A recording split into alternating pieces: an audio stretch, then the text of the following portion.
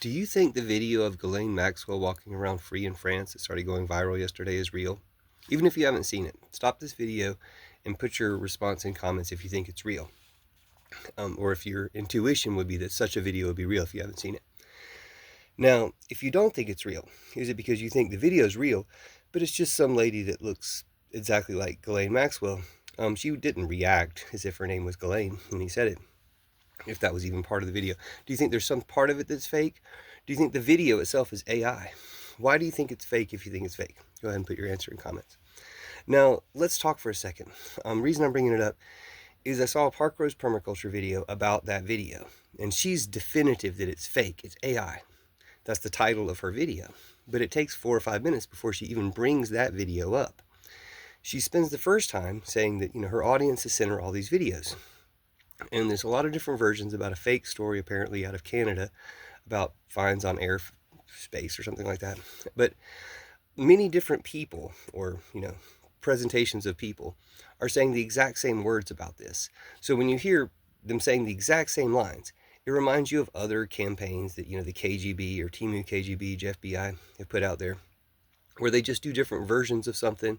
They hit it from all different angles, or they have, multiple different people saying the exact same thing to kind of flood the conversation with their talking points. And then she presents that one video, Park Rose Permaculture does, of Ghislaine Maxwell walking around free. And so it's by associating him in that way, she's saying, well, this is fake because these are fake. But she doesn't provide any real evidence that the Ghislaine Maxwell video is fake. Makes me suspicious of Park Rose Permaculture, as I have only really been a few times before, including Sasha Riley, when she presents Sasha Riley, when we would believe victims, but she kind of makes it sound dubious or has a dubious tone. And I'm always concerned when especially leftists with a large platform steer you away from certain obvious conclusions, like Adam Mockler does with Putin runs Trump. He steers his audience away from that, so he shows that he's working for Putin to protect him in that way. I.M. Blakely did a video where they say that, Jasmine Crockett's just as bad as James Tallarico. Here's all these things that prove James Tallarico's terrible, but never anything that's actual evidence against Jasmine Crockett. That's presumed with their audience, because of how many times they've presented that line before.